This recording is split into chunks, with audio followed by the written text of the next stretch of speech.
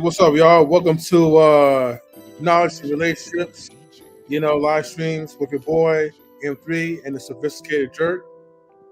And we got the Knowledge crew with us as well, too. So, what up, Jerk? How you doing, man? Doing all right, man. Doing all right.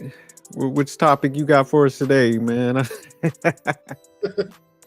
Yeah, so for tonight's topic, man, so we're going to be talking about the new generation, man, and how it's weird. But before I even get in depth with details, is the sound quality okay, like in the background? I would just turn it down just a little bit, but it is straight though. Okay. All right. Well, all right, for sure. Shout out to my supercomputer, man. I gotta get used to this shit, man. And from my end, is the graphics and everything is amazing. But sometimes, man, with StreamYard and AI and all their updates, man, like it's hard for me to navigate a lot of files now these days. So, but here's a tickle symbol. Oops, sorry, wrong one. Yeah, your camera quality look good on that one, man. Oh, appreciate it, bro. Yeah, thank you, man. Yeah, there's so much like stuff I haven't really explored yet, but yeah, shout out to you for getting off that bootleg shit that you had. For real. Like you was streaming from a beeper and shit. No, I feel you though. Yeah. But yeah, it was just time for me to really like get things focused and just get a decent update. So I feel you. Stan, the Mexicans done flew him out. Now he's bougie and shit.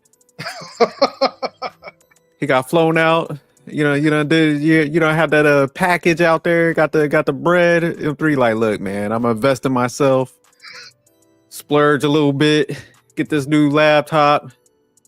Mm-hmm. I mean, a brother got to do something, man, especially for, my talent arts, like studios, like photography. No, that's smart. Because you could write it off, like, as for your business, too, so. Yeah, I definitely got to get that going, man.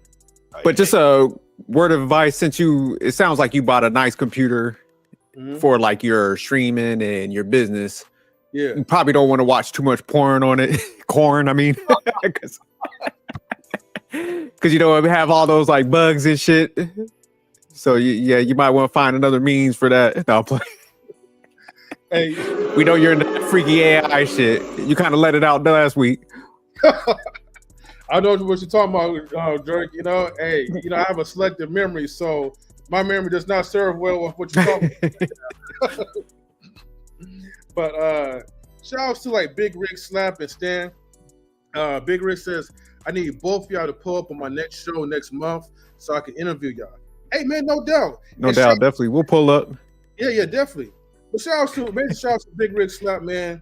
Big Rick Slap, man, has definitely been a central like member of our knowledge relationships team, especially back in the days like when we was like just heavy on the stream life. But now, like Big Rick Slap, man, like he got his his crew going on, and much love, brother. Like, I'm definitely proud of you, of the grind and the hustle that you've been putting into, and never stop grinding, man. Yeah, I gotta come out there for one of them car shows, man. Oh yeah, definitely, for sure, man. Big Rick is a car fanatic, man. So definitely, he's a Carlos Miguel M3. Okay. But and drop the link real quick so I don't have to type something. Yeah, definitely, for sure, man. Let me go ahead and send this invitation real quick, all right? We start real early. And let me see, let me pin it. And Big Rigs will be coming up like in 2 minutes. But yeah, no. Shouts to Big Rigs. So anyways, man, so like back to the topic, man. I know we got distracted by this mega computer. And salutes to Mr. Best for coming up. Yo, what up, Mr. Best? What's going on? M3, you already know, bro. What up? SJ, what's good?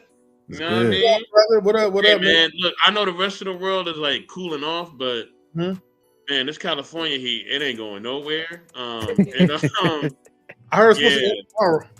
That's what somebody told me. Somebody told me it's supposed to end tomorrow. Hopefully. Nah, no, it's coming back.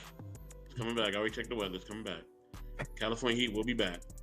Oh, But yeah, what's going on, y'all? Let's cook, man. I'm here. I'm ready. I'm ready to cook. Salute to everybody in the chat. Salute the Big Rig. Salute the Stan. You know what I mean? What up, y'all? All right, for sure, man. Well, look, shout outs to Mr. Best because Mr. Best came up with the talk. Well, you know, we had like our background discussion, man, behind the scenes discussion, and we were just talking about how weird and whack this new generation has become, man. Most of the people have become soft. Other people became sensitive, and others, man, has become like straight disrespectful, like to the older generation. But I digress. I rather let the videos do the talking. Let's go. So, Okay. so start off with. Oh wait, hold on. We got to. Give me 1 second, guys.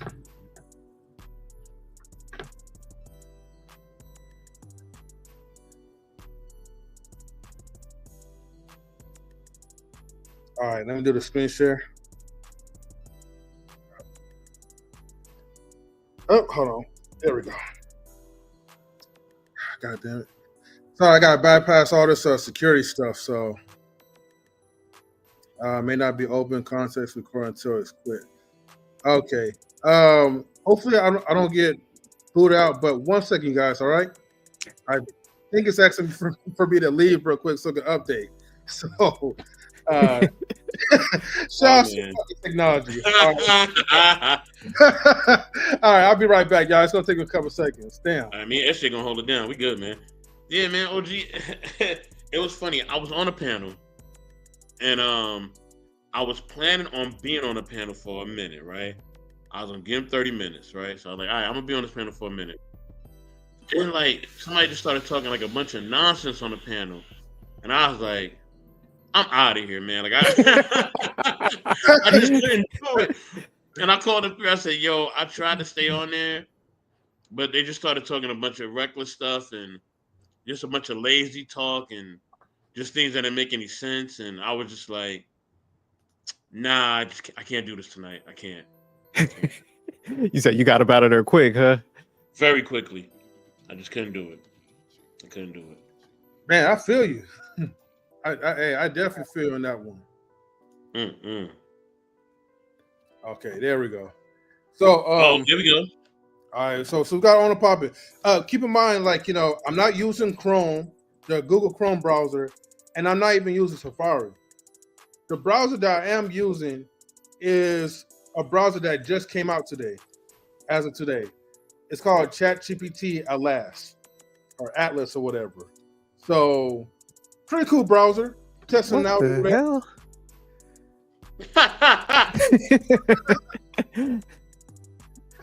And like I said, man, it all in the upgrades, man. You know, but that's what it's called, Atlas. So ATLAS. Don't ask me why they came up with that dumbass name, but shouts to them anyway. But yeah, you guys ready? Yeah, I was about to somewhat defend the younger generation, but I can't do it on this one. Just even looking at the picture. Oh, that's it. Oh shit. Damn. All right, let's go ahead and play it. Oh. Load.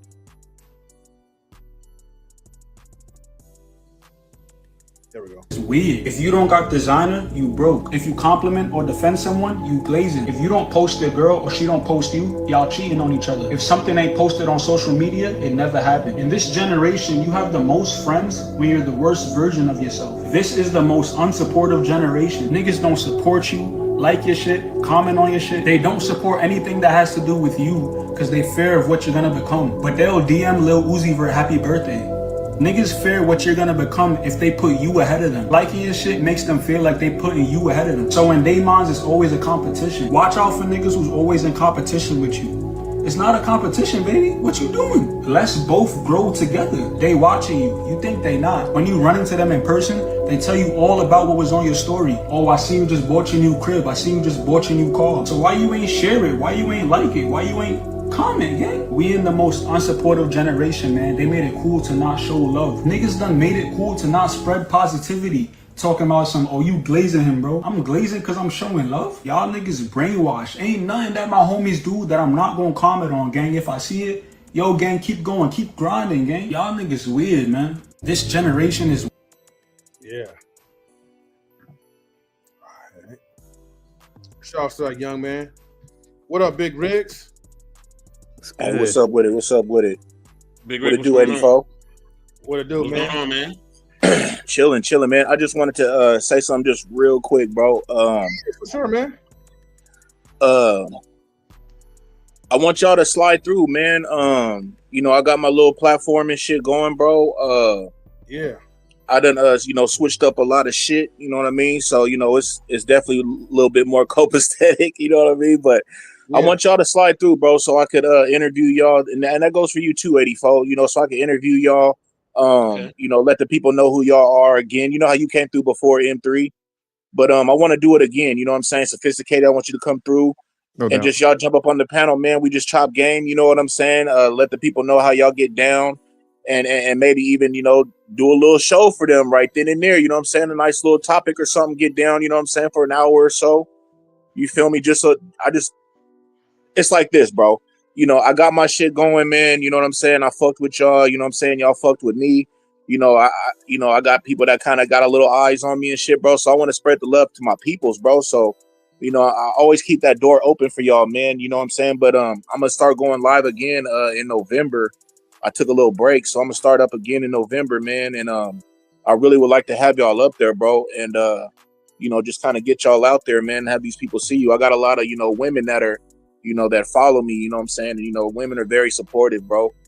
So, I don't really got a lot of just hot heads and shit like that. So it's cool, bro. It'll be definitely a good vibe. And, you know what I'm saying? I just want y'all to slide through, man. You know what I'm saying? Get a nice little panel, bro, so I can let these people know about y'all. No doubt. I'll definitely come through, man. I appreciate that invite. Yeah. Yeah, definitely say less like Riggs, man, because you already know, man, you got my support. And, we're all fam anyways in the space. So, if you need us to pull up, just set up the time and the date. And yeah, I'm going to do that because, like I told B and John, they started sliding through and shit. You know what I mean? And it's just cool, bro, because you never know who's watching, who's, who's looking and who may really feel, what y'all got going, you know what I'm saying? So it's always good to just be in certain areas, bro, and you just never know who might, fuck with you, you know what I'm saying? So that's kind of what I did. I kind of just ventured off, you know what I'm saying, was around certain people and just seeing how they moved and, you know what I'm saying, just kind of did my thing, and they kind of pushed me more to do what I'm doing now, you know what I mean? So you just never know who's out there, bro. You feel me? So that's why I want y'all to slide through, man. Nah, definitely, man. Appreciate that again, man. Thanks, man. Yeah. We definitely appreciate that. Did you I appreciate y'all, but on the video, bro, or you sliding? I gotta slide, man. I gotta do some things, but I'm gonna definitely share y'all out and everything, bro. And shit, man, you know what it is, man. Shit, it's all love. yeah, Definitely, thank you, Riggs, definitely. man. Much love, bro. Appreciate you, bro. Much love. Appreciate y'all. All right, for sure. And everybody, man, if you guys just tune in, make sure, man, you guys check out Big Rig Slaps, man, on his YouTube channel. Oh, that's a good pick. But man, play that video can you play it one more time? Yeah, sure. I gotta hear it to get one more assessment, man, because I'm gonna go somewhere with it. Okay, yeah, for sure. From what I heard so far, man, it's what was that, 84? I said, here we go. Fair use. Oh, okay, hold on. Oops. Go back. Weird. If you don't got designer, you broke. If you compliment or defend someone, you glazing. If you don't post your girl or she don't post you, y'all cheating on each other. If something ain't posted on social media, it never happened. In this generation, you have the most friends when you're the worst version of yourself. This is the most unsupportive generation. Niggas don't support you, like your shit, comment on your shit. They don't support anything that has to do with you because they fear of what you're gonna become. But they'll DM Lil Uzi Vert happy birthday. Niggas fear what you're gonna become if they put you ahead of them. Liking your shit makes them feel like they putting you ahead of them. So in they minds, it's always a competition. Watch out for niggas who's always in competition with you. It's not a competition, baby. What you doing? Let's both grow together. They watching you. You think they not. When you run into them in person, they tell you all about what was on your story. Oh, I see you just bought your new crib. I see you just bought your new car. So why you ain't share it? Why you ain't like it? Why you ain't Comment, gang. We in the most unsupportive generation, man. They made it cool to not show love. Niggas done made it cool to not spread positivity. Talking about some, oh, you glazing him, bro. I'm glazing because I'm showing love. Y'all niggas brainwashed. Ain't nothing that my homies do that I'm not gonna comment on, gang. If I see it, yo, gang, keep going, keep grinding, gang. Y'all niggas weird, man. This generation is weird. If you don't got designer, damn. Yeah, it's definitely weird, man. Yeah, tell me about it, man. It's almost now, man. Like, cause I had to think back, like when we was growing up. Cause I'm 46, man. So internet came out around like when I was in junior high in 12th grade. I can't remember which one, but it was pretty much worthless. Cause it was like that dial-up shit. You couldn't even like, they didn't have the search engines. So I mean, I remember we pulled it up and it was like, all right, man, y'all want to go shoot some, it was just was worthless. So we also like grew up in the time of beepers. You had to go to a phone booth. So I guess, man, like hearing him, you have like all these extra responsibilities with friendship now. It's like all these added layers. I remember, man, we'll just like big each other up like, man, okay, nice kicks, but we ain't had all the technology like he was complaining about, like, oh man, you ain't share my video, you ain't like it. I'm like, damn, they sound like they like dating each other. So it sounds like a lot, man. I might just be a hermit in this generation, so that way it's just like, man, you know what, I ain't got no social media. What was that, 84? Nah, I just laugh because you said like they dating each other. Yeah, man, it just sounds like a lot of extra emotions and shit you got to deal with. It's like, look, man, I expect that from my girl, but like other dudes now, like, damn. Damn, that shit taking it back. He taking it back to the essence. Yeah, I had to do that comparison because I was just like, man, damn, it was just way more simple back in the day, man. Like I said, it was just like, look, we ain't have I guess the technology just made life simple for us, and I'm grateful for that. Because if I had to like grow up in this era and I had to like deal with emotions from like dudes on top of my chick, it's just like emotion overload. Like I said, I'll move to like Alaska. I'll be eating moose meat. I'll go off the grid then if I had to deal with this shit. Dang. I think it's different though, Big Bro, because I think like I don't think not the fact that they're more emotional. I just think that it's just a different way of them expressing like support. You know what I mean? And unfortunately, I just think because there is and it's not everybody, but there is a high level of negativity amongst the youth.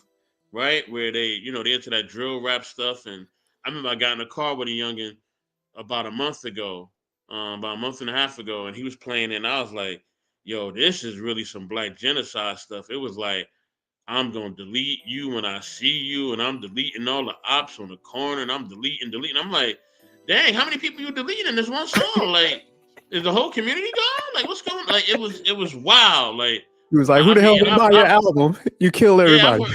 Yeah, I've heard gangster rap, but this was beyond that. This was something different.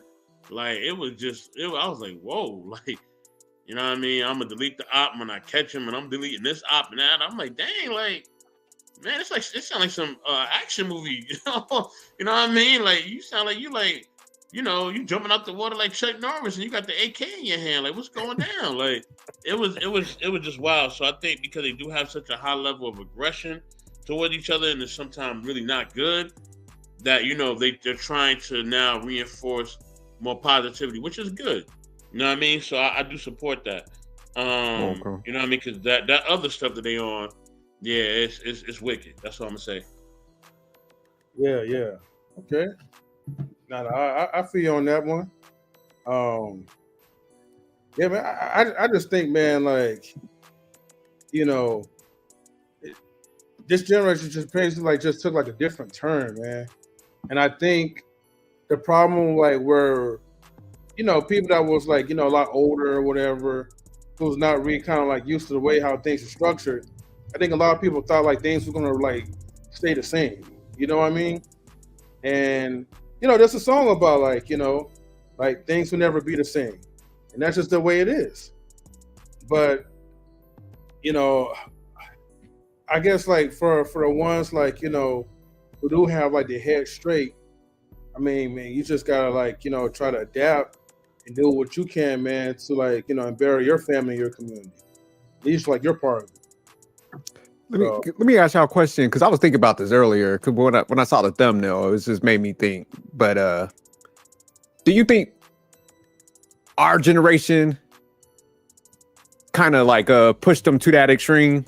Because I know like sometimes when parents raise their kids, it's like whatever we felt, we're looking at it like, man, our parents did this, so when I have my kids, like I'm gonna damn near be their friend and I'm gonna make sure they have everything type of thing. So it pushed them to that other extreme and stuff. So y'all think like we have some fault in whatever's kind of going on with this younger generation?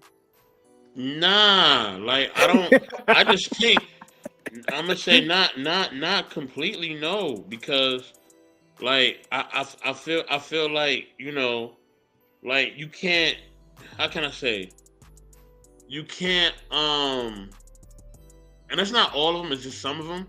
I just feel like you cannot not respect somebody, but then on top of that want their approval. Like it's backwards. You know what I mean? Okay, so I feel like a lot of them don't respect us, but yet they want the approval. You know what I mean? And I think that's just off.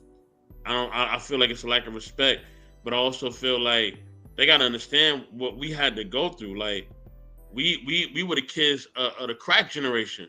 You know what I mean? We were the kids of the AIDS generation. Like we seeing like our parents and grandparents get it on different levels, and a lot of us was subject to single parent homes or subject to a lot of street stuff. And we had to kind of grow up quick, and then on top of that, now we got to raise kids, right? So you're raising kids while you're trying to raise yourself, and then a lot of us deal with parents from the crack era that just completely dysfunctional. You know what I mean? I know a lot of old heads in my family that's dysfunctional, bro. Like Yeah. they dysfunctional. You know what I'm saying? Like they out there. So like with that being said, like what I mean, they gotta have an understanding. And it's not like and to me, you know what I mean? Salute to ABTV, what's going on? To me, I feel like our generation speaks to the kids a lot more than the old school generation. The old school generation was like, hey, shut up, do what I tell you to do. You know what I mean? Go in there, go do that homework, or it's on. You know what I mean? I don't care what I'm doing outside. I don't care if I'm slinging crack. I don't care if I'm taking crack. Like, go do your homework, or else I'm gonna beat you. You know what I'm saying? Like, we're a lot more, willing to hear them out and talk. The older school generation they wasn't really on that type of time. They wasn't talking about too much of nothing. It was like, these are the rules, and you're gonna do them, or it's gonna be punishment. And that was really it. But Mr. Best, do you think like because I agree with you, man, like a lot of old school people, like they definitely was dysfunctional, but do you think like their approach with us, we kind of like came out a little better, would you say, if you're doing a comparison with us with the younger generation? Yeah, no, I mean we're more disciplined because we were forced to be disciplined, right? Like we was forced, so we got more discipline. But in that, because we were forced to do things, I think that at times it kind of makes us not as empathetic and sympathetic in certain ways. But then it does, like it's a double-edged sword. Like at certain times we are, certain times we're not. It's a double-edged sword, right? So we are more understanding because we like, man, I don't want to force the younger ones to do stuff because I was forced to do it. But in that time, we could be a little too harsh on them and like, nah, you got to get this done. But it's also like, I think we have a better understanding that in life, you just got to get certain things done. You got to get your bills paid. You know what I mean? You got to make sure you got a roof over your head. You got to make sure that you're picking the right mate and all that. Like, these are not things that are kind of like, oh, I can lazy fair it. Nah, these things got to get done. And if they don't get done, you're going to suffer. So I don't think they get the aspect of like how important certain things are. You gotta have travel, you gotta have different things, you gotta have food. Like, I don't think they get that. You know what I mean? And then until a harsh reality hits them, whether they're incarcerated or even worse, that's when they start to understand what's going on. No, I agree with you, man. Because I think they're like more technically savvy in that area, probably smarter in that. But I like what you said. I think, man, we became more resilient, and we understand like execution. Because these cats be quitting everything. They be the most self journey going. They be like, look, I'm done, man. I just need a timeout, entitlement. So there's some of that in there. But I would say that they're smart, like financial wise, because I don't think they were as women driven as we were. So I think our generation, because I'm seeing some of my friends that some of their outcomes as far as like they ain't doing too good because they like over pursued women. So I think this like next generation, I would give them that, where they're like more like, man, we ain't about to do all that shit. You know, so they're not, it's not the fact they're not pursuing relationships. They're not pursuing long-term relationships, if that makes sense, big bro, right? Oh, you said they in hookup culture, huh? They're not trying to build for the long haul. A lot of them are fluid in their sexuality. So a lot of them are messing with both men and women. Oh, shit. Right? Yeah, that's a term. It's a real thing. A lot of them are fluid. So they getting with everything. That's a thing in the younger generation. They get down like that. You know what I mean? So it's a difference. They don't have that mindset of like, all right, I'm gonna go to school, I'm gonna get the career, then I'm gonna get and I'm gonna have a kid. They're not thinking like that. They're thinking like, I'm gonna get my money and then I'm gonna have a good time. But yet they're not, a lot of them are not building towards the future, right? They may have money, but they're not really building towards anything, a lot of them. They're just not. Some of them are, but some of them are not. They're stacking money and they're making money, which is good. I applaud that. But a lot of them are not building towards anything. You know what I mean? Especially in the relationship department. They just not. You said they on that YOLO stuff, huh? Especially when it comes to relationships, they're very fluid, if that makes sense. Yeah. No, it makes sense. That's crazy. So I have another video that I'm gonna play. Uh-oh. This is gonna be a funny one. All right, so let's go ahead and we're gonna play this. Put us out on fair use. All right, let's go.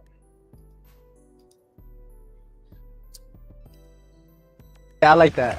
Yeah. Oh, what's up with the audio? Can you guys hear the audio? Yeah, for a second it popped up. For a second it was there, yeah. Oh, okay. Like that. Can you guys hear now? As you should. As you should. It's good. Oh, you guys can hear the audio? Baby, don't forget my water bottle. I won't. Okay, thank you. I don't know why I can't hear on Baby, my I'm a little chilly. Can you turn on the seat warmers? Of course, babe. Thank you. Is that good? Level 3. Make it level 3. One more. Okay, babe. Oh, yes. It's my favorite. You know me too well, babe. I do. Yeah. Babe, this is a nice area, right? It is. Can you take pictures of me? Of course, babe.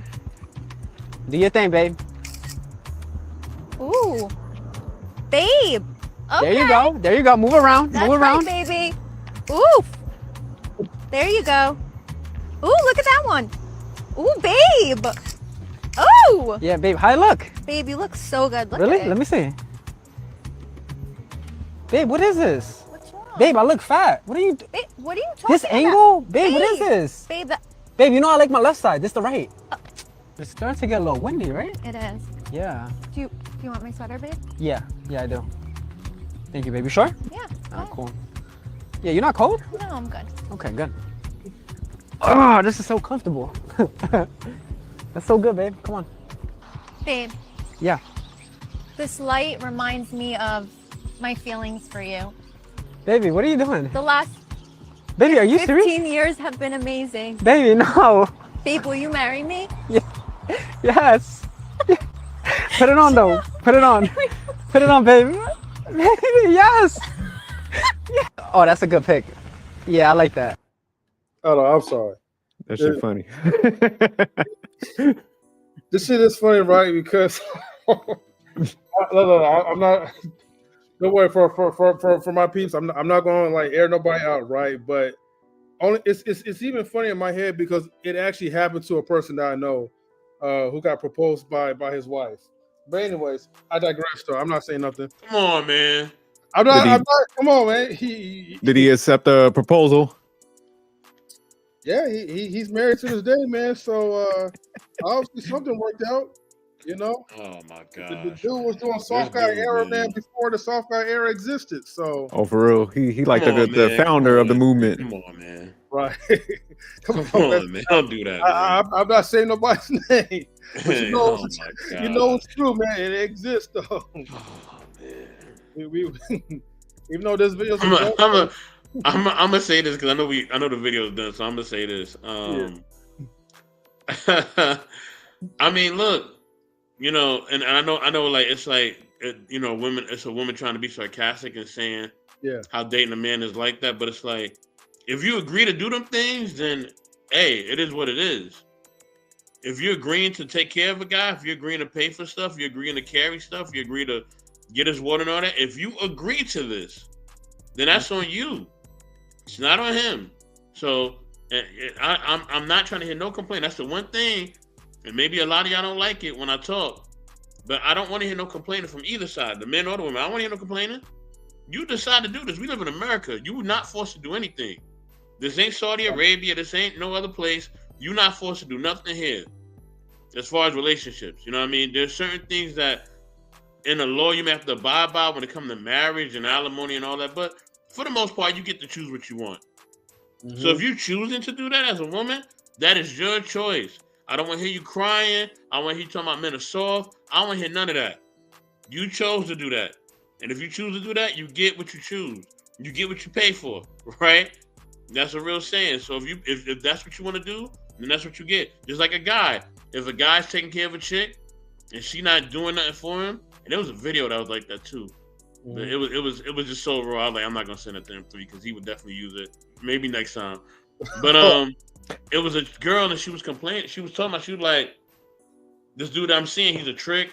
I don't even like him. Nothing. I'm not doing nothing with him. I'm not sleeping with him. Nothing. And he brings me money all the time, and there's nothing going on with him.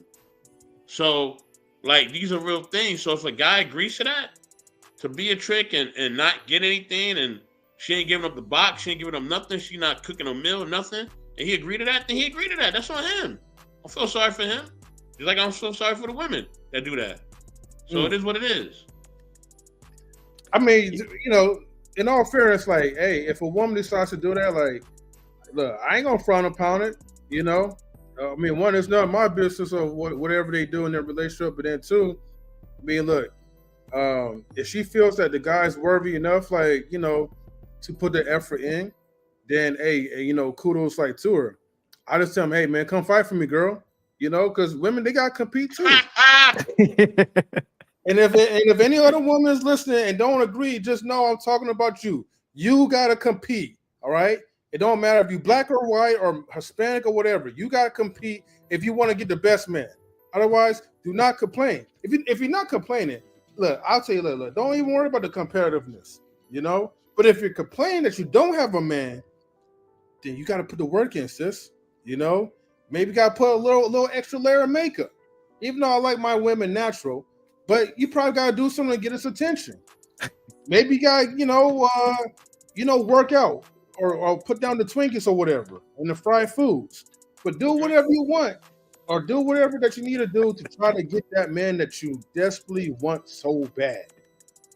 That's all. Isn't this country built on competition on M3? Hey, unfortunately, in some ways. You know, I will say something, but you know, a lot of people will beg to differ otherwise. But I believe everything in life is competition. You know, it's just that. Well, I mean, I'll say certain things are, but certain things are not. Right? It depends. Certain things do require teamwork and things of that nature, right?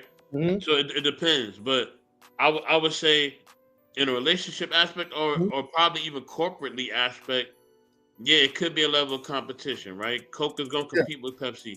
McDonald's is going to compete with Wendy's and Burger King or whatever else, right? Because they're in the same industry, so they're going to compete naturally, and they're not a team, right? They are separate entities, so of course they're going to compete, but yeah, in a relationship market, it's going to be competitive now. It is. So if you're a young man or young woman, understand, you know, as M3 likes to say, you got to be your best self. You know what I mean? It's because it's real in the field. It's real. Yeah, especially when you're thinking about it, man, because just even looking at the topic, you know, where we were talking about technology. So that's another thing, man. Everything was just so, you know, like when we grew up, it was localized because it's just like, man, you didn't have all these forms of social media. So it's like, you know, you really had to get out there and go to places to meet people. But now, you know, when they living on apps and shit, you know, yeah, there's a lot of competition just because of the, you know, different apps and stuff that people are jumping on and stuff. So yeah, they got to bring something more to the table now because there's just so many people you could just swipe one, you know. That shit is limitless when you start thinking about it, especially if you in a major, you know, metropolitan city too. So you could just imagine the amount of people that's on probably apps in them areas. So yeah, you got to do something at that point. Oh yeah, definitely. All right, so I got like another video that I also want to point out. First, let me go to here.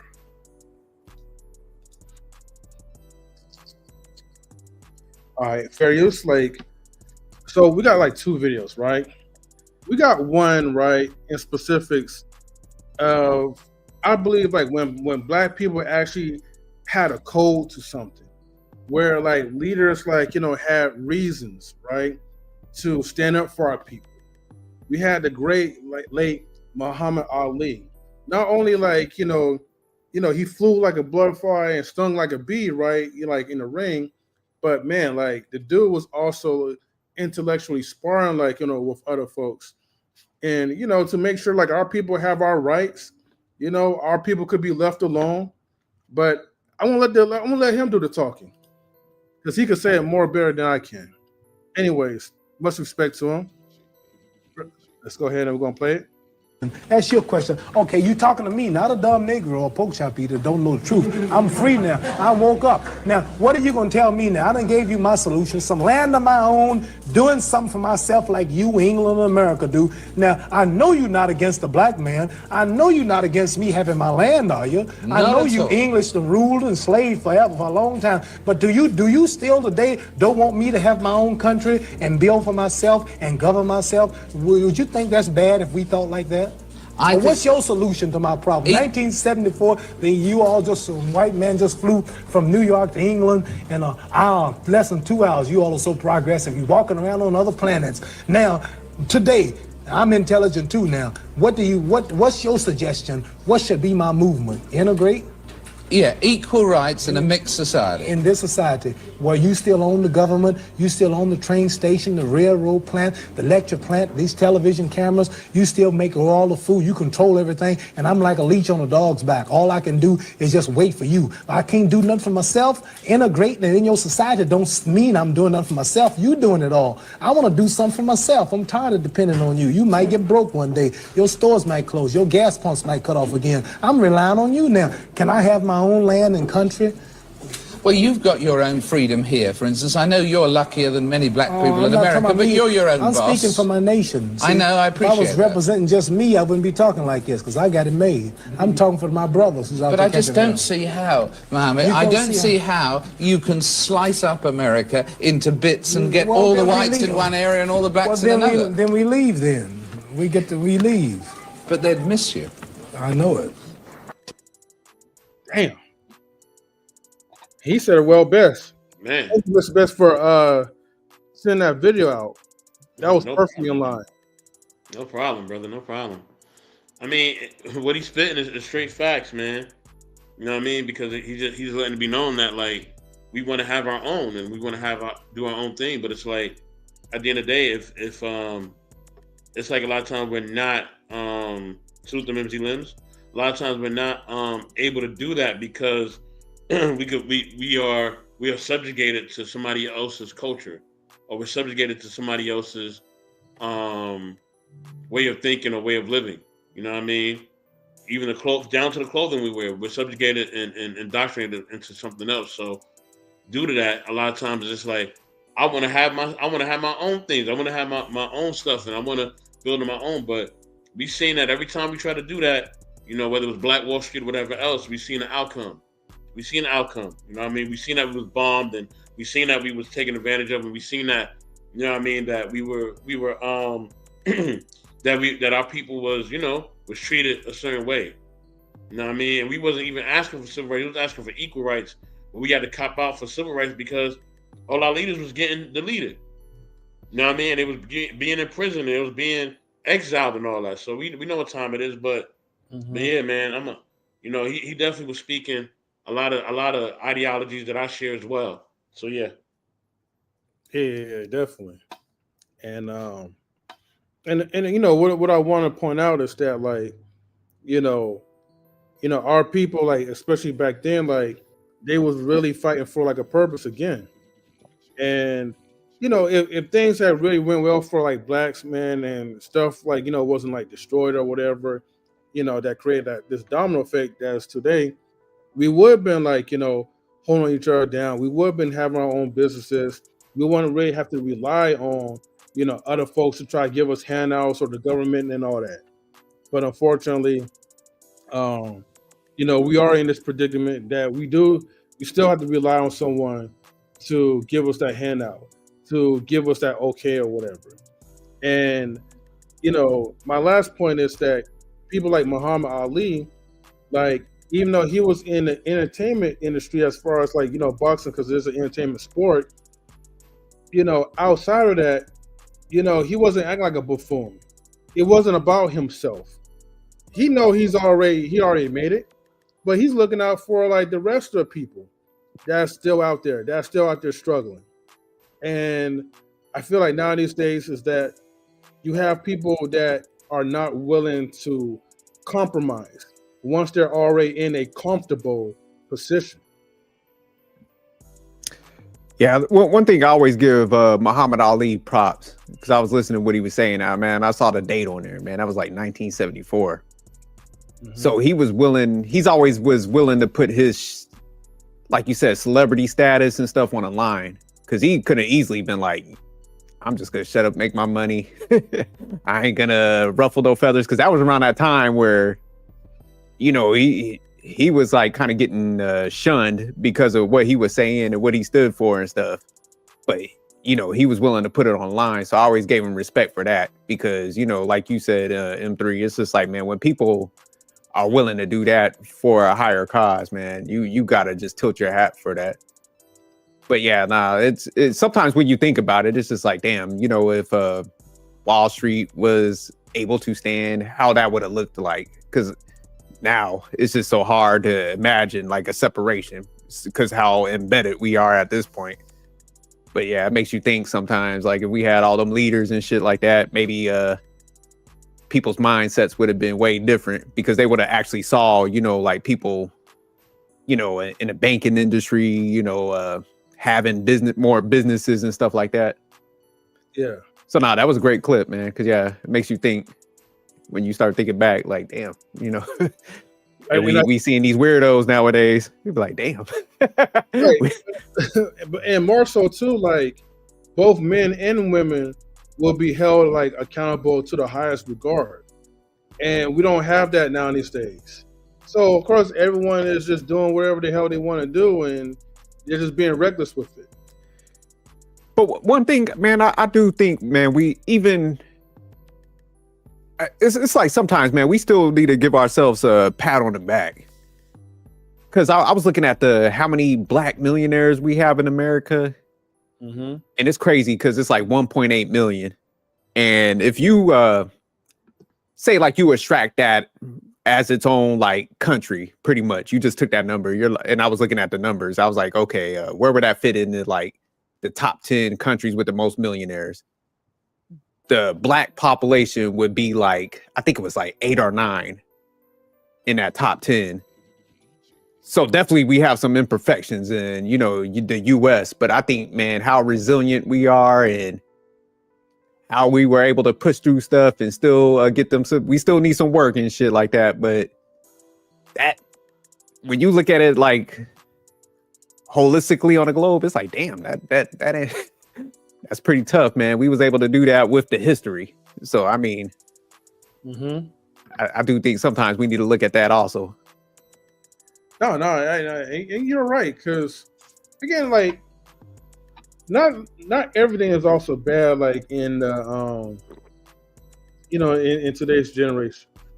I mean, I do even have one video source which I'll definitely quickly shed some light into it because nowadays in the new generation, man, like you never know, like I feel like people are more like pushing out like multiple relationships, like poly relationships or whatever. Not a lot of people are still open or agreeing like to that, but some things that probably wasn't like acceptable back then are now becoming like back into the norm. Or, like Stan says, like streamers, like technology and stuff. And technology, man, is at its finest. Salute, Wally. Like, let's say, for instance, an example. Wally. If we stuck around with the old way of things, we wouldn't even be in advance. We wouldn't have like FaceTime or StreamYard and all that. We will all never have met. I mean, I already know best or whatever, but for Stan, but for the most of the people like here, we met because of new technology.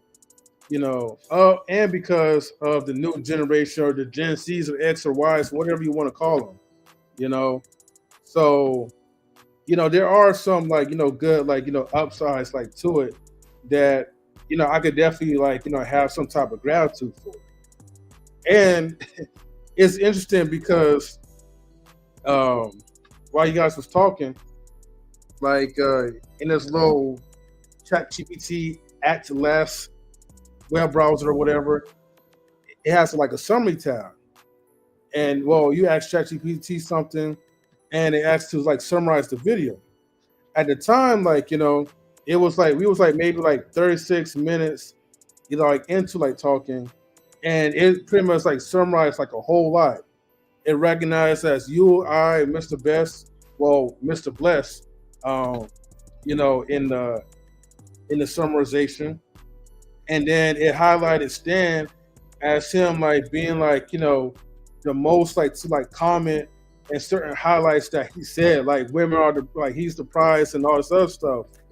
So it broke down like a whole summary and shit. I was like, I was just blown away on the under. I was like, damn, like okay. Even while we were like at the live, but hey, technology is getting more advanced, man, because it's new generation. Yeah, that's crazy. Actually, I just wanted to say, like, from the example that you put, big bro, right? I don't think that like the problem is the fact of us being millionaires or us having money, right? That's not the issue, right? The issue is like, okay, let's say all of us here on the panel and in the chat, we all live in a community, right? And all of our families in the community, right? And let's say I have $20 million, right? Me and my family got $20 million, right? And the rest of y'all don't have that. The rest of y'all are just average, right? You're struggling. You're barely making it, right? But we all supposed to be one community. We all live in the same community, right? We said we're going to be a community. We said we're going to support each other, all that. But in my 20 million, I'm only taking care of me and my family. I'm not taking care of the rest of y'all, right? I know we're supposed to be a community. I show up to the community board meetings. I'm showing up to the HOA meetings and all that. I'm coming to the cookouts and everything. But I'm not giving you none of my 20 million, right? You're not getting anything, right? You know what I mean? I'm just coming through. I'm making appearances, but I'm not helping y'all at all. I'm only helping me and mine. So I think that's what's wrong with those of our culture who have money. You know what I mean? Is the fact that they don't spread the wealth a lot of times. As Stan was saying, a lot of times in the comments, there's a lot of gatekeepers. You know what I mean? So there's gatekeepers who don't want to help anybody else, who have the money and resources, but they're not opening the doors for nobody else. So that's the issue, right? It's not the fact that, that they have money or that they made or whatever. That's good. That's great. You know what I mean? I celebrate us making it. There's the fact that a lot of us are not helping each other. And that's really the main issue. Yeah, I would say, man, anybody that's gatekeeping, I think that's wrong. But I think the issue a lot of times is people don't want to go and get the knowledge from those type of people. I would say we're not seeing it. And so instead of getting the knowledge, the wisdom, a lot of times they want the resources. And I think sometimes, man, you know, like say, for example, if you was the guy with the 20 million, I'm going to come and pick your brain. And most of the time people are willing to like give you those like that mentorship. But, you know, people don't want that in a lot of cases. So I see what you're saying. But a lot of times I just don't see people. I see a lot of people that are successful and they want to give people that mentorship. But you know, people just kind of nix them off. Because I could give you a lot of examples. Like I always try to make sure I like whenever I get into situations, I'm trying to. When I got to my first, I'll say supervisor position, I was going around the office. I'm like to the younger brothers and stuff. I'm like, hey man, come on, let me show y'all how to negotiate. I'm going to the side. Y'all come with me. Nah, man, we doing fantasy league and stuff. You could ask Manic about it because he was like the only one that would. Like kind of tag along and get the knowledge and stuff. So I do think there's a lot of people that will kick off that, like I said, knowledge. But a lot of times, man, people just be like, nah, I'm good, man. I got through the door a little bit. I'm comfortable here. So I see what you're saying. But there's like I said, that other side where people just don't want that. Oh, absolutely, big bro. I think that's a problem too, where there are those who want to help and we're not taking a blessing. I'm gonna, you know what I mean? And that's also a problem, right? And we see it also on social media, right? Where there's a lot of people that I know that you have tried to bless, whether with advice or whatever else, right? You know what I mean? You use your platform to try to help them, or you try to give them advice offline, or they're asking you, well, hey man, how'd you make it in business? Or hey, how'd you make it in your marriage or whatever? And you try to give them advice, but they're not listening, right? Or they're not taking it in. So I definitely get that. And I've been through that. And me and both of M3 have been through that, where we try to bless people as far as social media or in other regards, and they don't want to take the blessing. They want to be argumentative, or they want to talk about people wanting to have control or power or whatever. And it's like, man, this is BS. Like, I'm here to help. You know what I mean? And a lot of times, you know, if I'm already in position, I don't need to get in position. So a lot of times we're afraid that, oh, this person has more influence, or they're doing this more than me, or they're able to control things more than me. But it's like, if I already have that already, I don't need to get that from somebody. I'm trying to give you a way. Like you say, you're trying to give them the knowledge, you're trying to give them the support, right? But a lot of times people are not taking that and they're trying to do a thing where they are thinking that you were sitting in the seat of trying to be a dictator. It's like, nah, I ain't got sitting no seat to be a dictator. Like, I'm cool. I'm in that position. I'm good. I'm trying to help you to get to a certain point. You know what I mean? And I'm trying to build with you and us build together. But a lot of times our people can't see that and we miss out on blessings. So I definitely get that. You know what I mean? Yeah, because I just think, man, like I was breaking it down to somebody. I think once you kind of, I think you go through a phase where like, man, when you're younger and you want to help people, you're all energetic. You're like, damn near, you'll throw your money at anything. And then I think, man, once you kind of get like burned a couple of times, are people not receptive, man? You start learning who to kind of invest your money in. So it might look like you're not, you know, pumping into people, but you're just a little more, I say cautious, because you're just like, you learn some things over time. So like with me, I could tell like somebody that's gonna like, the right person I should pump my time and money into, because they just maneuver a certain way. So if I see that, then yeah, I will invest in that person. But you just can't, throw those resources at anybody, because a lot of times people are not going to move forward with that. So I think people sometimes might misread that and be like, nah, these people ain't willing to help. They're just like, nah, they could kind of see things that other people might not be able to see. Because I see that a lot with people. It's like if somebody approached them, say that they were interested in getting the knowledge, and they came at them with just that curiosity to learn, then them people would probably pour that money into them. But if they don't see that, then they're probably more than likely, they understand that like, yeah, this person ain't going to move forward, and execute if I do like put that time and resources to them. Exactly. But I definitely agree with you though. I do think, man, you got to try. So I'm with you on that. You just can't sit back and not do shit. Yeah, you definitely got to try. And as the scripture calls it, you don't want to cast your pearls to a pig. You know what I mean? Like, you want to make sure this person is really with it. And if they're not, then you're not going to waste your time. Yeah, because I just learned. Oh, my bad. Oh no, go ahead, big bro. I'm sorry. Yeah, I was just gonna say, no, I just learned because, like I said, I was like in that path where I was just eager. And then I just kind of learned. I'm like, okay, man, people will kind of sometimes waste your time. So, like, I'll give them certain things. I'm like, here's the info, man. If they start executing, then I'm like, okay, man, I could invest in you further after that. If I see you moving forward with it, say like if they was like, hey, man, I want to go to this like. I want to become an AC mechanic. If they go register and they do stuff and they go get the information, then I'm like, you know what, man, I can help you pay for that training and stuff. So I did that for a couple people and stuff. But you'll see a lot of times when you send them on that first task to go sign up and they're like, they don't do it. You're like, hey, man, did you sign up? Nah, I ain't get to it yet. You're like, all right, get your ass up out of here. But if somebody go and sign up and they get the information like, yeah, man, the program, they said I could get in there and like, the beginning of December, you're like, oh, okay, I got you. So I think sometimes you got to just start setting it up where people take action. Facts, big bro. And that's the thing, like, at the end of the day, like, you know what I mean? And the thing is, like, sometimes it become hard, right? Because like you said, you're eager, but then, you start seeing some people ain't with it, and it could kind of make you a little bit like more, you can have more discernment of what you do. But no matter what, one thing I always stand by is I just, when it comes to, doing stuff for people or being in a position to help people out, I always keep my word. And then whether a person follows through or not is on them. You know what I mean? So I'm definitely with you on that. But I know M3 definitely wants to share something. So yeah, go ahead, M3. My bad. I know. I mean, like that was a good conversation, though, Mr. Best, because I think we do need to have more of those, like how to get the information. More offline, big bro. I don't talk to you absolutely. enough, man. Absolutely. Yeah. No, I was gonna say. I mean, you guys was definitely like cooking. I do have one more video to share, but I already said my piece about like the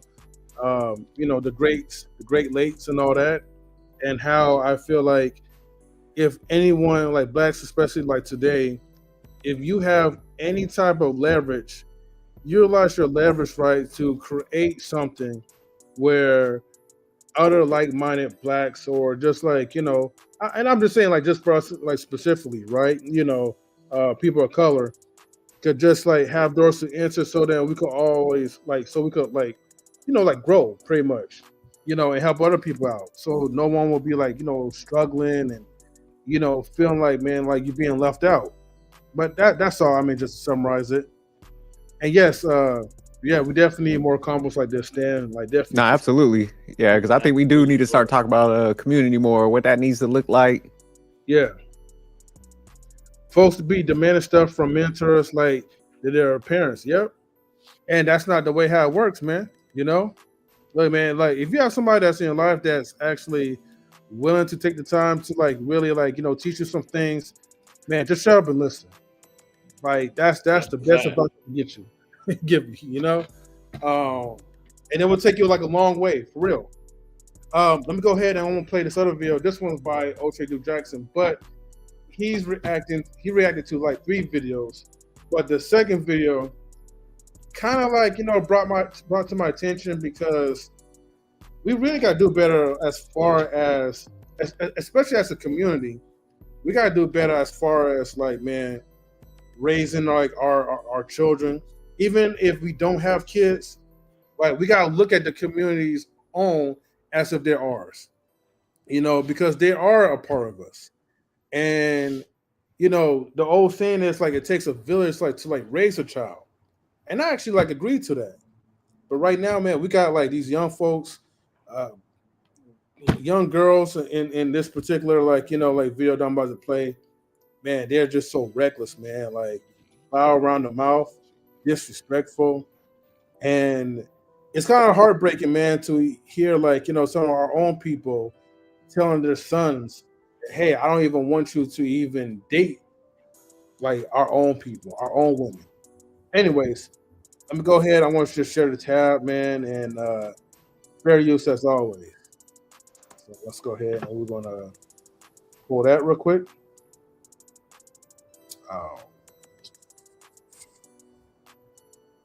Hold on for a second.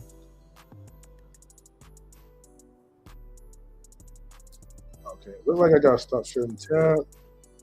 Go down to here real quick. Sorry, I'll give me a second. There we go.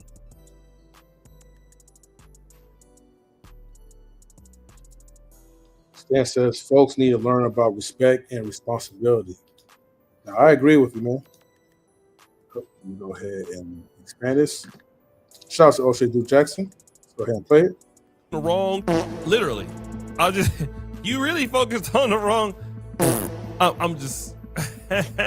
And it's getting bad out here that even some of these single moms is concerned about their sons dating black girls. I know you don't believe me, but check it out. I'm sorry, but my son will not be dating a black girl. He will not.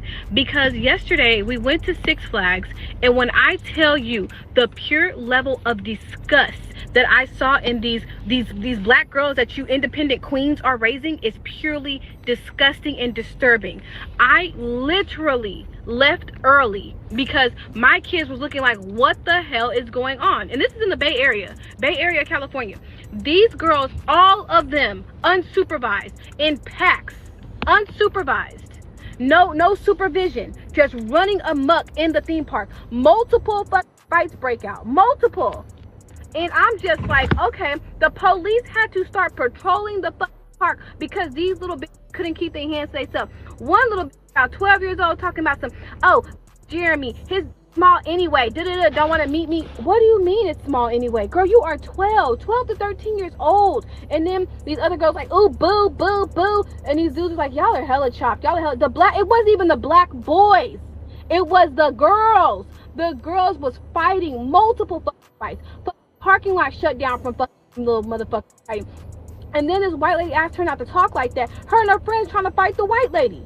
I'm like, just no self-respect, no home training.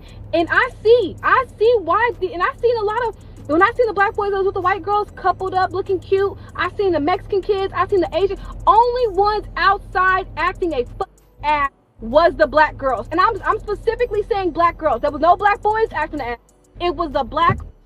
Oh, they bumped into me. You are 16 years old. Calm down. When I tell you, you are raising little miniature single baby mamas, that's what the are raising. Because them little motherfuckers don't respect themselves. They don't respect nobody else. First of all, she was fine. He ain't lying. But she was talking about how bad these young ladies are. And some of the young ladies were 12 years old talking about the little boys got a little D and all of this. Let me just say this.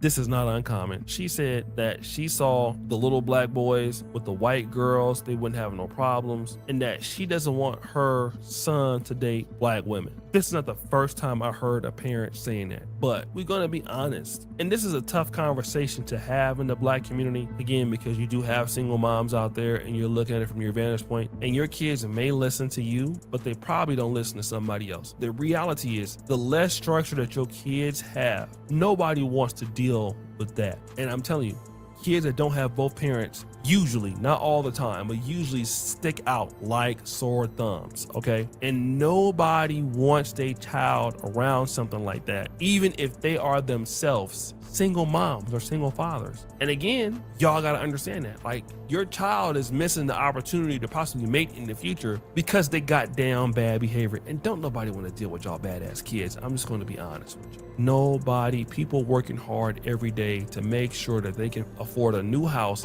not to deal with your ass. Next story. All right. And Stan, I think it's probably was like Great America though. Great America is kind of ghetto. Six Flags is a hit and miss. But what's your guys' thoughts on what the woman was saying? Man, my thought when people, I hate when people boil shit down to a race. Yeah. Because it's like, man, just address the behavior. Because you could just be like, hey, man, them chicks was kind of like ghetto or something like that. But, you know, you don't lump everybody into that category. Because, like, I'm out here in the DMV area, and, man, there's some, I say, classy sisters out here. So, like, what I tell my son, I'm like, man, one, don't bring home no broke chick. You know what I'm saying? That crosses all color spectrums. And I'm like, man, get one that, like, likes you.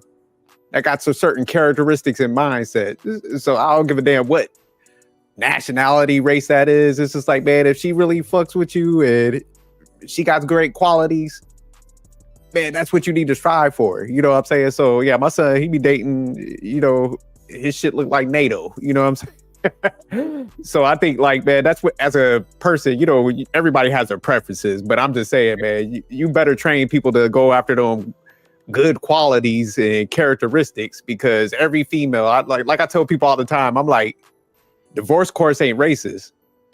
You gonna see all types of women in there wanting half your shit. Asian, Hindu, they're gonna be Buddhist, Catholic, white. So that's why I be telling guys, I'm like, man, you'll see all prototypes of women in there, like filing paperwork in, like I want half of that. So yeah, that's my message for guys. Like, I think we need to knock it off with the, like, oh, they won't date no black women. Okay, well, when they get in there and they get left by what a woman of a different race, they ain't gonna feel better. They ain't gonna look back like, oh man, at least she was Hispanic when she took half my shit. Nobody cares at that point. So right. And, you know, and I definitely agree with you on that aspect, because here's the thing. I mean, I get it, right? To some, it is a tough conversation, like, to have, especially if the predominantly, like, amount of people around in your vicinity that you see, it's like your own people acting a fool. But at the same time, I'm like, it's redundant to tell your son, or to want to raise your son not to date black women when she's a black woman herself. And if no guy had gave her a chance, her son wouldn't have been born. You know, I know this is like just emotional talk because she just had a rough day. So I get that. I'll let that slide. But you can't group bad behavior based on race. You know what I mean? You group bad behavior based on the lack of parenting. Like Stan said, maybe parents is working triple shifts or whatever, double shifts. And I get it. You may have some good parents that's really out there grinding to make sure they provide their kids, like, with a better future. But however, if you're not able to spend time with your children, if you're not able to really see what's going on and who they're being influenced by, then, you know, your efforts is going to go in vain. But that's my opinion. Shout out to 100. But see, like, man, if you look at the trad cons, them wives, I'm telling you, man, look how much they cleaning them dudes out. That's I be seeing it. Hey, the both I'll say the ones get the biggest bags out of guys. I'm telling you, there's some classy ones that appear all feminine. So that's why I'll be like, y'all better stop. I get it. It sound cool online. We be looking for a certain thing, but the women that are the most gangster in them courts, talk to them divorce lawyers. They'll tell y'all his sisters ain't the ones running that racket. I'll tell you that.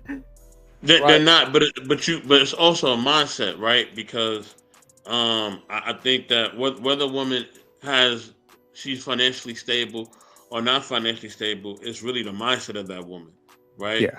There could be a girl who don't have a job at all, who ain't going to school, but she'll love the person that she's with, and they'll be able to make it, and they'll be able to build something together because she's like, all right, I may not have these things now, but we gonna get it together, and we gonna strive together.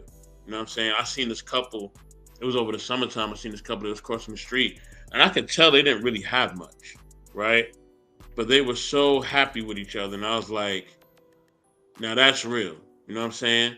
But then I see people when they in Bentleys and Teslas and everything else, and they're miserable, right? No music playing in the car, nothing. They just round up in a nice car, and I'm like, yo, how you driving something nice and you mad? Like, you want a nice ride and you mad? Like, no music, no nothing. Y'all grilling? Like, nah, this can't be real. This can't be life. But it happens like that, right? So it's a mindset you're talking about, big bro. But I also, to comment on the video as well, yeah, you can't. I agree with you. You can't make the race thing an outliner, right?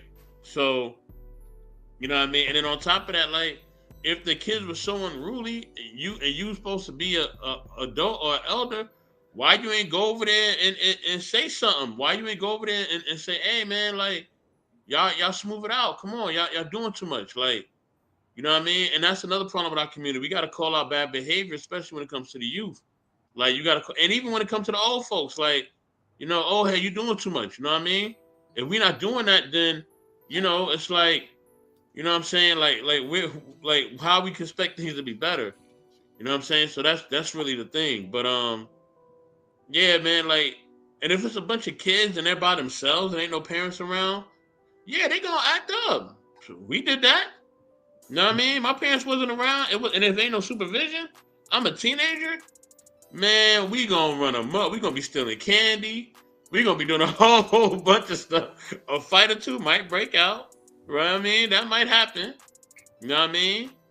So it's like these things are common amongst kids, like especially if they're not supervised. So, but I think the I don't know. It just seems like now adults are just so scary of the adolescence, and it's like, nah, you don't gotta be. You know what I mean? You gotta put them in check, just like you put somebody in your age bracket in check, or you put an older head in check. You know what I mean? If somebody acting unruly, you gotta call it out. You know what I mean? So yeah, it's something that we got to do more. We got to call things out in our community, and we just don't. You know, and then we complain about it online. It's like, come on, you're not helping these kids at all. So yeah. Yeah, and then we do gotta like now that we starting to see clips floating around and people, we are talking about it, like the lady bringing it up, you know, we do gotta teach our kids like, hey man, y'all are a representation of, you know, us too, man. So you gotta keep it together. You like, man, you can have fun without being destructive and stuff. So like you said, 84, it's like, man, we do gotta tighten up certain things because we don't want that projection on everybody, because even a female, she kind of lumped everybody in, but that's what happens, you know. It gets kind of shoved on all black people and stuff. So it's just like, man, wherever we can, we do need to tighten up. Yeah, and then it's like we'll say these things, but then we don't give no direction or how things could be better, or how we could do something to better and help ourselves. It's just like, you know what I mean? Yeah, people like this, or yeah, it's like, nah, like, no, like, so how do we correct that behavior? What needs to be done to make things better? What needs to be done to make things what needs to be done to make people, you know what I mean, to the point where they are able to get along and they're able to do things. I got you, Stan. You know what I mean? And we able to really have conversations. Good to see you, bro. Number one, Stan, before anything, bro, I gotta send my condolences to you and your family. I have to. You know what I mean? Send my condolences to you, man. Love you, brother. Love your family. And you know I'm always here, man. You know what I mean? I'm one call away. You know what I'm saying? Thank you, guys. You're welcome, brother. I just want to point out, when we're at Great America or other theme parks, we do kind of stick out. Our people do, because, you know, there's a multicultural Bay Area, and that talk we gotta have with each other gotta happen.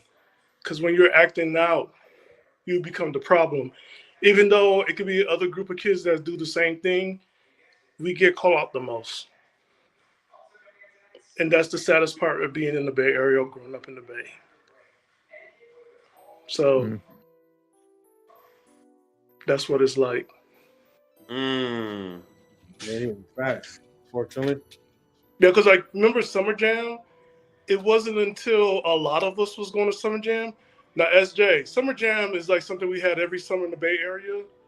Mind you, white radio stations playing hip hop music, is black artists. No black DJs. We have to call it out. White radio stations known for that. No black DJs, 103, 94, and 106. And then a lot of us was going, then we became the problem. But I'm like, this is our music. Right. Like, we paid for these tickets. We didn't get it for free. We know we never win the contest with Chewy Gomez.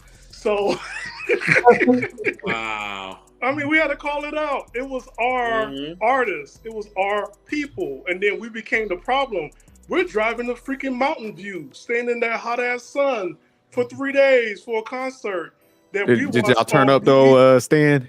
No, but we have to be honest here, that we watch on BET And California music station, which got their black videos on BET, because MTV wasn't playing our stuff either in the 90s, the early 90s.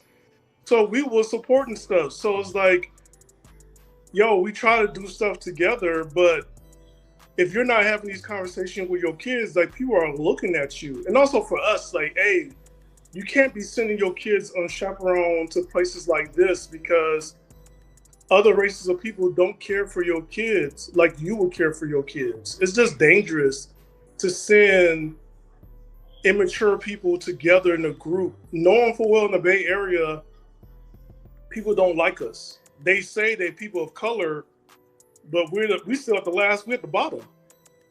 Facts.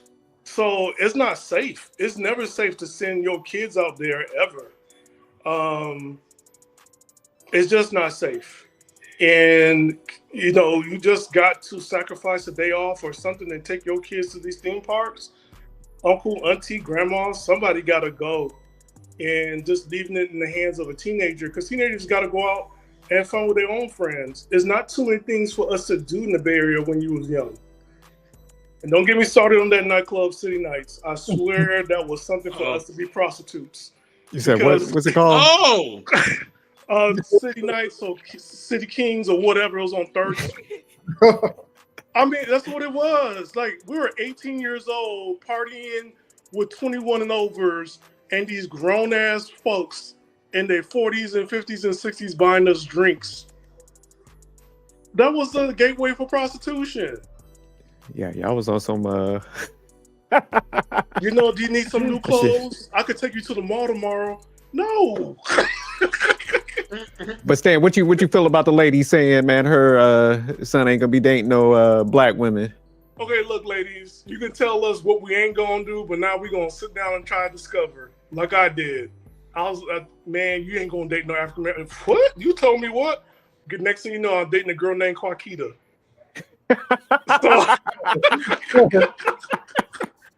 I mean, it happened to me. It wasn't gonna work. It was, some of my Haitian friends told me, like, hey, if you dating one of them, you can't come to my house with her. I was like, okay. And I still dated, you know, black girls. It was like, it's African American women. So I'm like, no, that's what I like. I'm gonna go for it because you told me I couldn't have it. I'm gonna discover America and see why. And that's what I did. Like, so they should have been smart and did some reverse psychology and been like, I want you with a sister. Not being reverse psychology, you can sit down and say, hey, that's not how I want you to behave. I know this probably scare you, but that's how some people behave. And, you know, you just have a conversation and a talk. Again, sadly, in the Bay Area, it's like we could have one incident and all of us is going to get blamed for it. All of us is going to get blamed for it. Because it's funny, during COVID time, okay, remember like people were stealing from the cars on San Leandro? Now, mind you, this wasn't our people, but they were stealing a whole bunch of Hellcats, going to shops. But since it wasn't our people running it, it ain't saying to lose too long. But that's how it is in the Bay. It's like when the Giants won and they really broke down the streets of San Francisco. If you close your eyes and listen, you would have thought it was us. But hey, check it out. It's not us. It's never us. It was other people of color who was breaking down the city and tearing down the buses and doing graffitis. And and then when I show them on the news, they don't want to get them in trouble. But if we do something, there's a cameraman that's like, oh yeah, point, they black. But I'm like, yo, come on now. It's the Bay Area. This is what happens.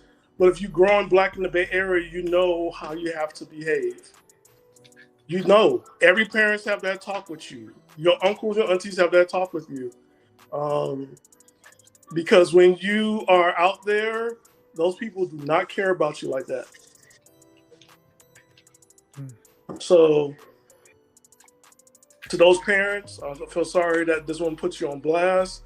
For her, sometimes you gotta take a breather and think about it before you post. Because she was just emotional. Well, that's what a lot of them do. They get emotional, then they take it to social media, put everybody on blast. put our groups of people on blast. I mean, at this point, it's like, okay, just accept that, okay, it's expected to happen, but it should also like not be taken like seriously, like 100%. Because next thing you know, maybe her next post, then she's gonna be talking about like, black kings and how like, black women need to empower each other. I think like probably 4 years, she said, my son refused to bring home a black girl. And I'm like, yeah. Well, growing up in California, I already sent the guys a clip of a woman she's African American, and it's hard for her to date black men because it's just hard, right? And me and M3, we go back and forth about it, and I'm just like, yo, sometimes I forget what, like, both my parents are black or they half black, but like it's good. Like I be forgetting one of my parents must be white because I'm so used to seeing a black person with a white person so many times. You don't see two black people in love, like Mr. Best in the World and his relationship. It's weird. It's like, oh my God, black people. Whoa, how you man! guys Whoa! No, even when M3 was in his first marriage, it was like, oh my God, you guys did that on purpose? So retro. Like, when did this happen? This is brand new. So listen, I am not the example of relationships. But the thing about like it's like my cousins from my mom's funeral, they noticed that. They noticed they walked around and they were here for a week and they're like, wow, black people really don't date black people here. And they're from the South. And that was shocking. They were like, yeah, you need to come home. And I'm just like, you need to come home. You need to get this guy. But they were just shocked because it wasn't like people had done it on purpose. It was just they see it everywhere. They was in San Francisco. They were in Napa. They were in Daly City. They were in Oakland. And for them, it was just shocking because there's interracial people dating interracial couples in South Florida, but not in the magnitude that it is here in California, where it's just so normal. And for them, I mean, I can't shame them for that. It was just, they were just surprised. They just never seen that before.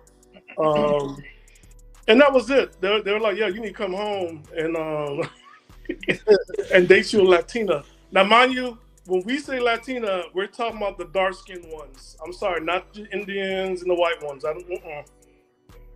Nobody send those. I need the black ones that know they black.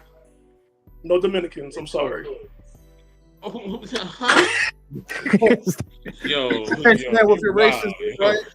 you was wild, yo. No, because a lot of people were like, "Oh, he won't date Latinas." I'm like, "Okay, I'll date Latinas, the black ones. I don't want to date. I've gone through that already in Miami. I don't want to date y'all. That's what made y'all made me want to date African Americans in the first place." Big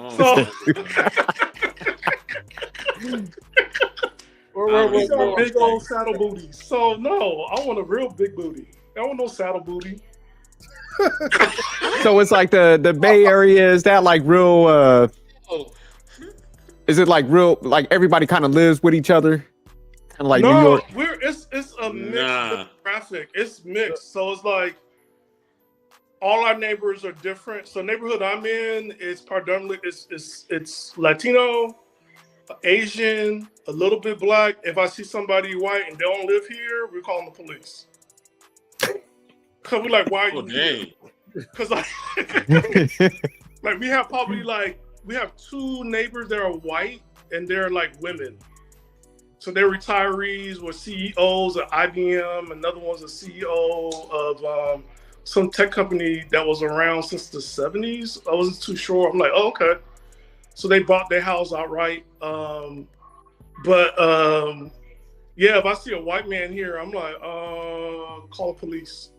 Cause oh dang. Cause it's not that type of neighborhood. So my neighborhood is like that. There's certain, like Richmond is like black and Latinos. Sobrante is Filipino and Latino. So it's like it's pretty much it's mixed everywhere in the Bay Area. But like Richmond is wild though. Richmond is wild though.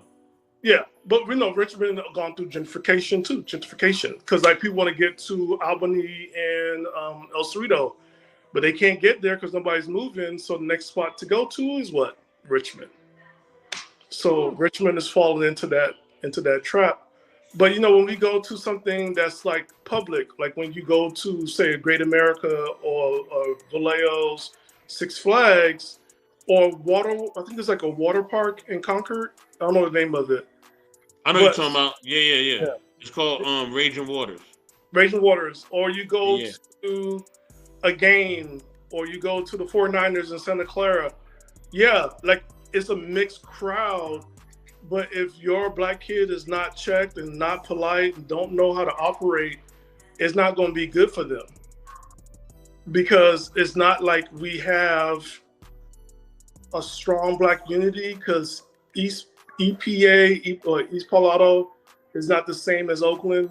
It's not the same as San Francisco blacks from Hunters Point. It's like everybody's pretty much diverse in their own little pockets.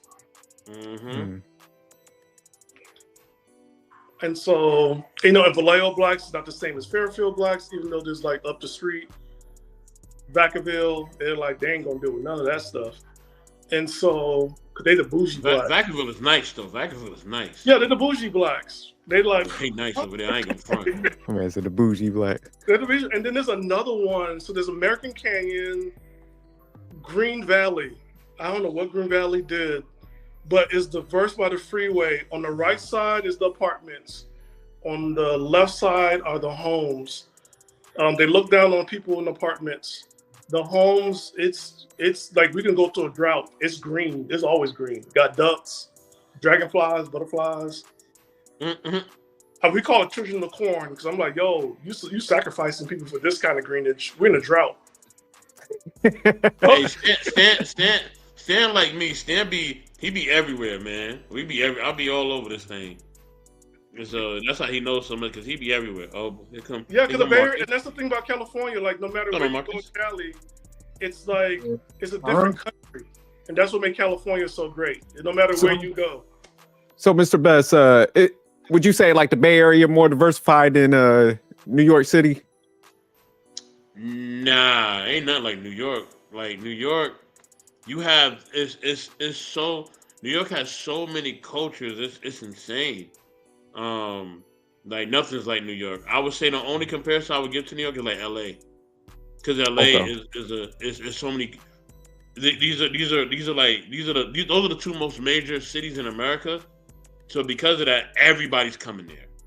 Like everybody, people are visiting. People are trying to live there. People are trying to see the sights and sounds, and they want to see the Hollywood sign. They want to see the Statue of Liberty, whatever. Like it's just people are coming in and out of there all the time, and you know, and if you ever been to any one of the airports, whether you're in JFK or LAX, it's a zoo.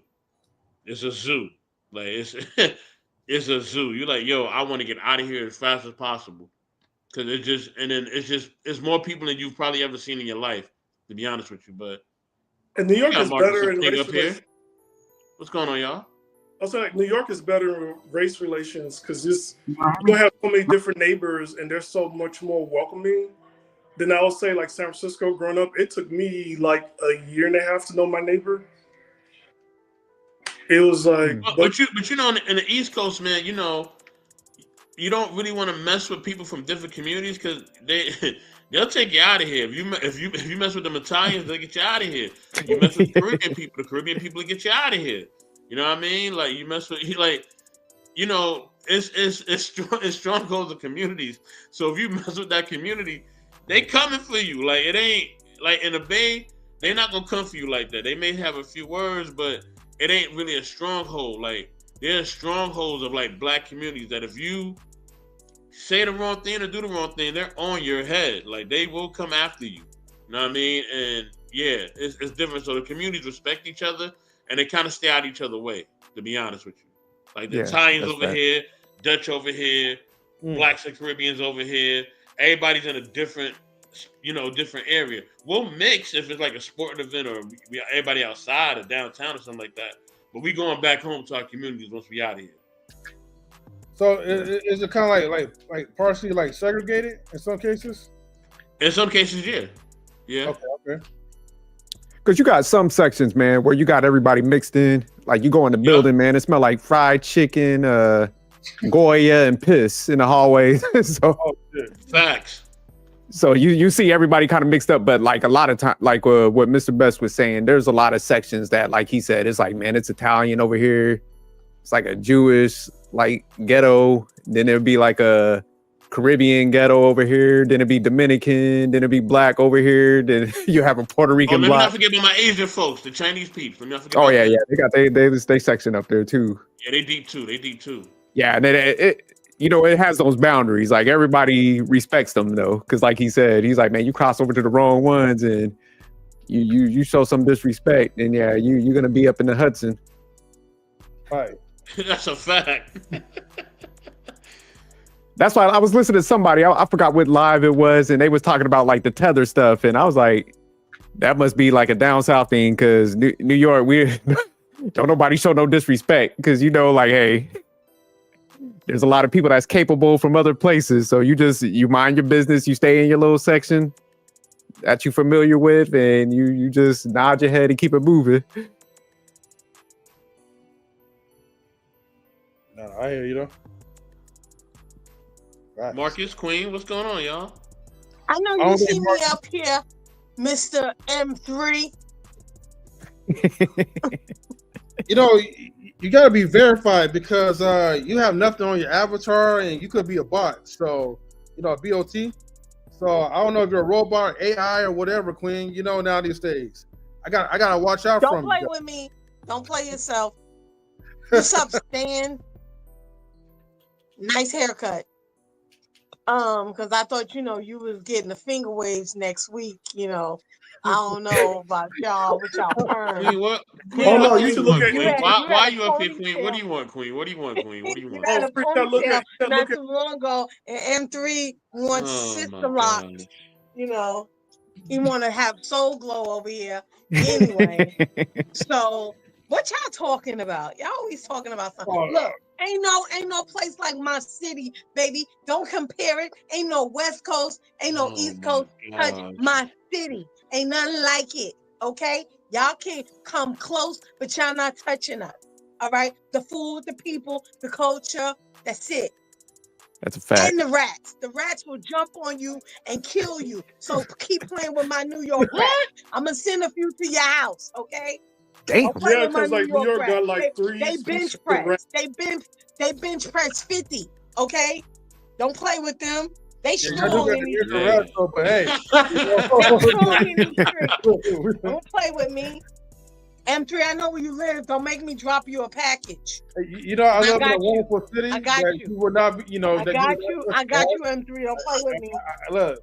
Don't play with me. You already know. Security. You already know. I like traveling in the dark.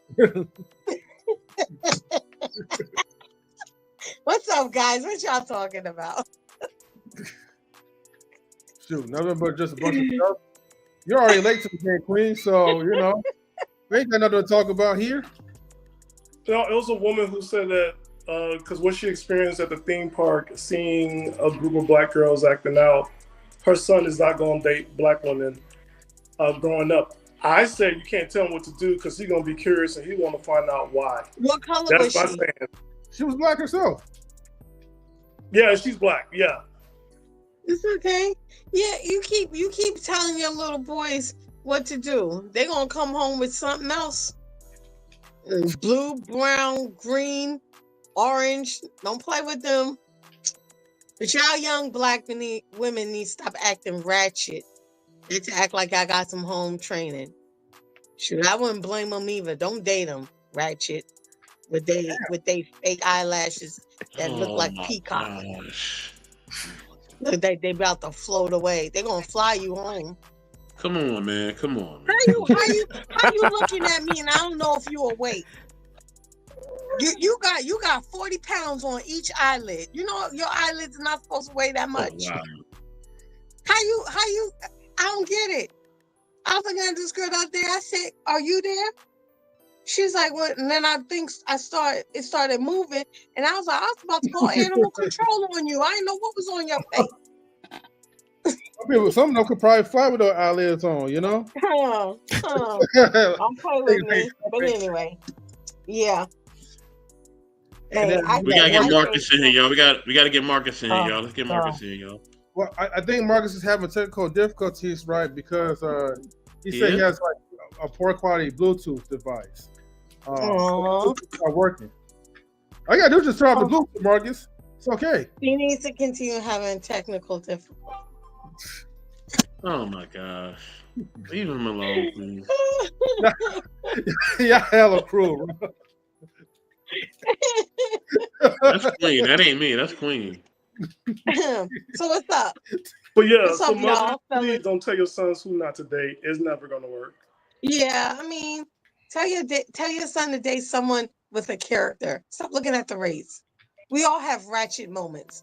We all have ghetto moments. That doesn't define you. Yeah. Look in the mirror, chick. What was you like at that age?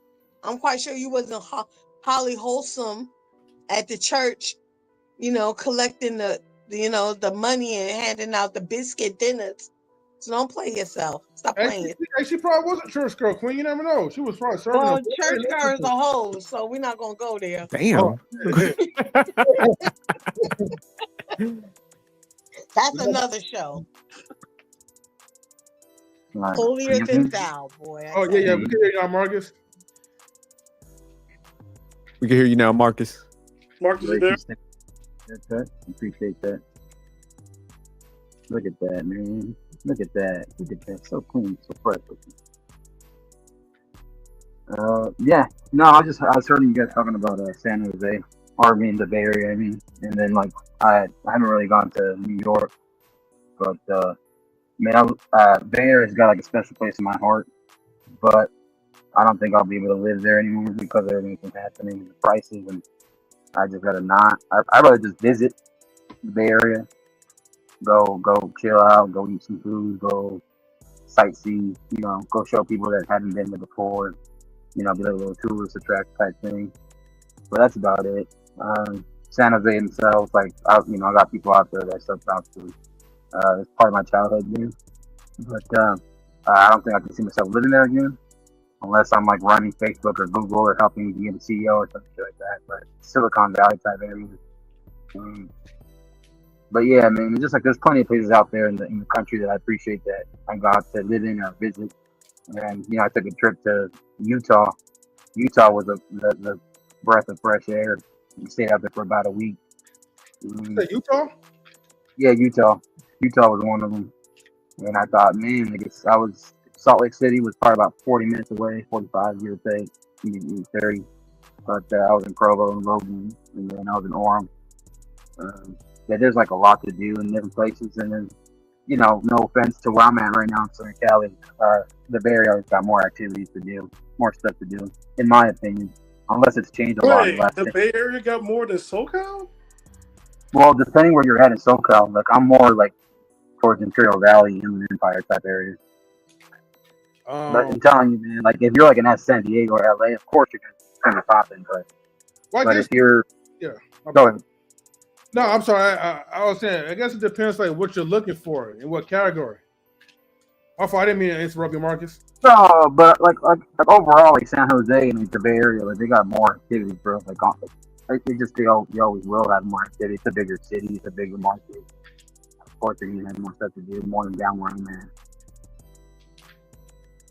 Yeah, I might want to check out Houston after we did that show last week about dating in Atlanta. How like there's more women for men than like for one man in Atlanta, and we posted that story. Was it today or yesterday? Sophisticated Jerk.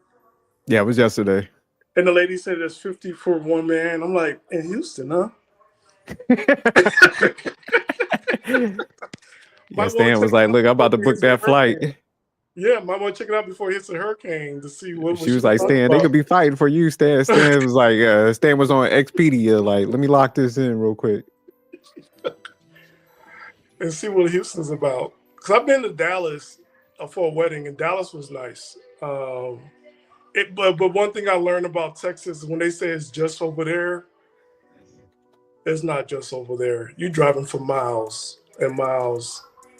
And they're making churches. I mean, a small church was still only held 5,000 people. I'm like, that's small. But they love to cook over there in that heat. I was like, wow, y'all cooking in this heat? Y'all don't have no AC, no air conditioning, no food prep. Y'all just straight up just cooking in this heat. This. When you talk about Houston heat?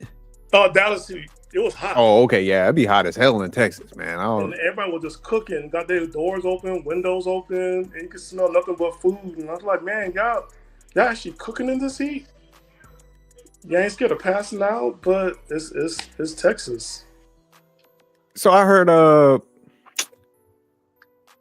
so you was Marcus, you were saying Salt Lake is pretty good.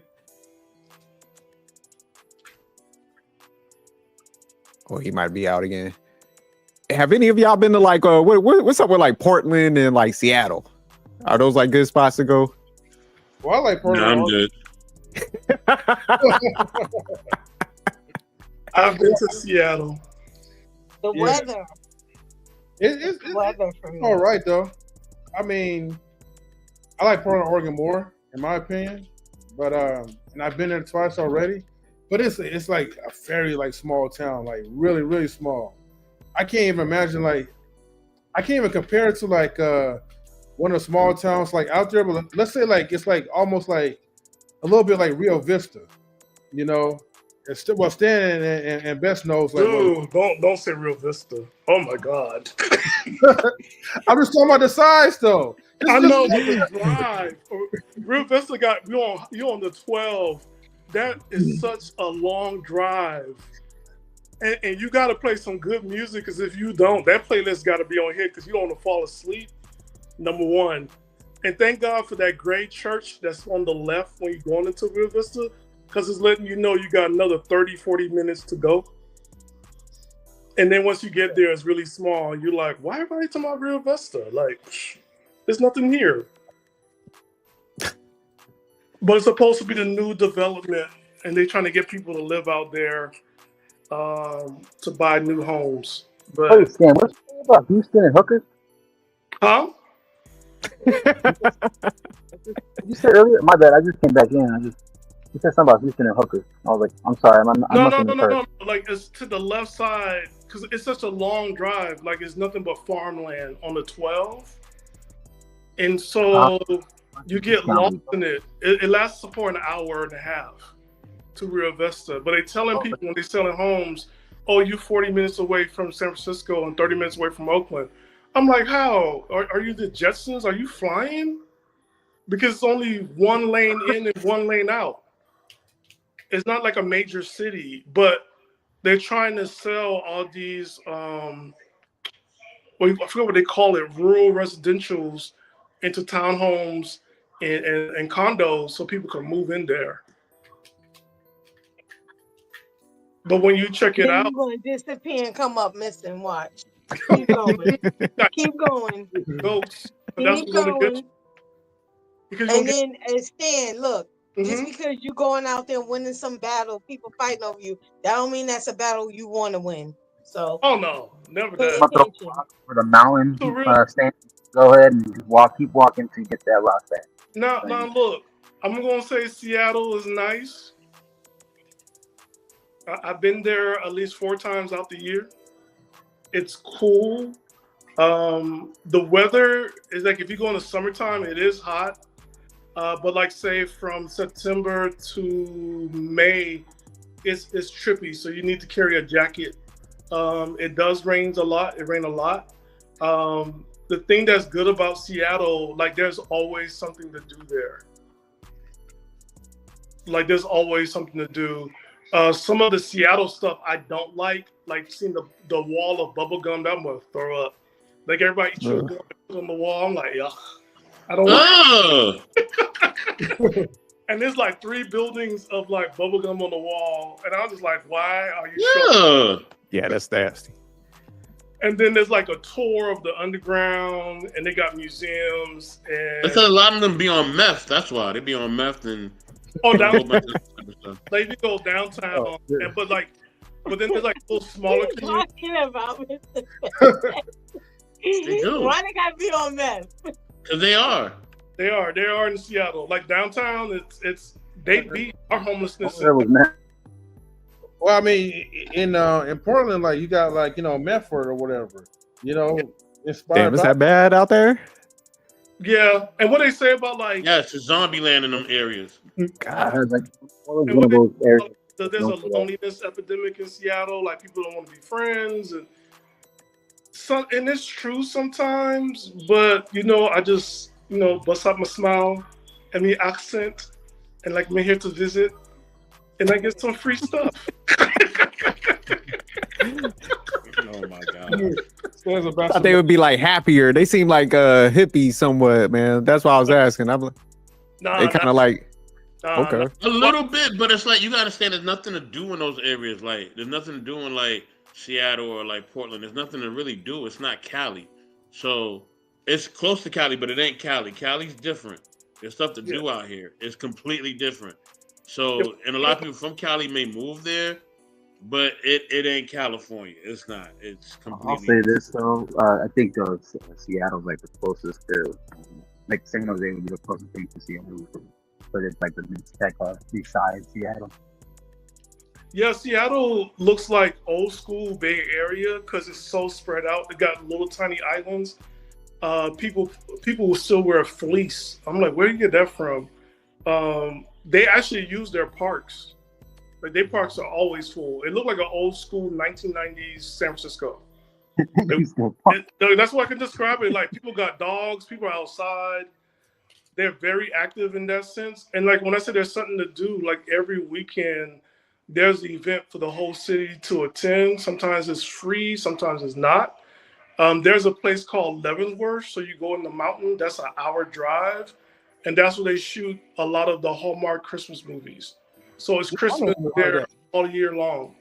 And then they got other spots where like you go hiking, Mount Rainier, which looked like something out of Godzilla. Like you waiting for that thing to hatch. And so, and then my sister just told me she found a black city in Seattle. So she's like, "Ooh, I get some hair products." So, wow. We finally, because like again, it's so diverse and mixed, but like it's rare that people will talk to you because everybody's either working two jobs. Because Seattle's kind of like San Francisco, and people got kids, so Seattle's a little different. But if you like the space, if you like mountains, if you like scenery, and you like walks, Seattle is it. But it's not like San Francisco at all or New York. It's not a major city.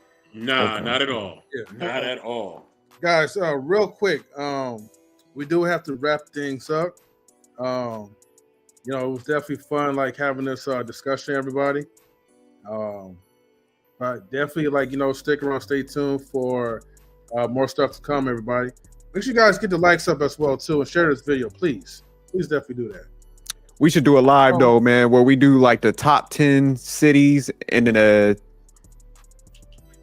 what would it be, the worst? The top 10 worst cities. We already know number 2 as being the worst city, though. I can name the worst cities right now. I can name all of them. Detroit, St. Louis. What's the other one? What's the other one? Arkansas. Yeah, all them areas. Yeah. Down to Arkansas. Yeah, I got definitely Memphis. Got to be on the bottom of something. Definitely Memphis. Yup. Memphis, Gary, Indiana. Gary, Indiana, New Orleans, all that. Not Gary. Yeah, we need to do that. Everybody's got to create the list. You got to do the top 10 and the bottom 10 bottom. Cleveland, Ohio. That's another one. Cleveland, Ohio. Trash. Wherever M3 resides. Trash. Hey. Relax. Man, I haven't messed with you in a while. It feels good. Okay. Yes, Mimsy, the whole state is trash. Okay? The whole what state is that? Arkansas. Trash. Arkansas. I gotta agree. Is that where Miss probably from? Arkansas or something? We're not talking about Miss Polly. I'm talking about the state. No. I'm talking about the state. Miss Polly's not trash, but the state is trash.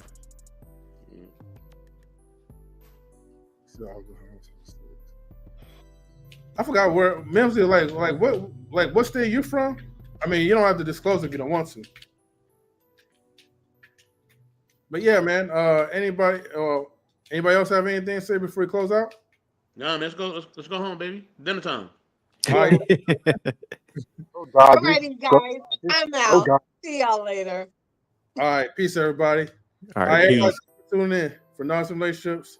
Stick around next time. Later.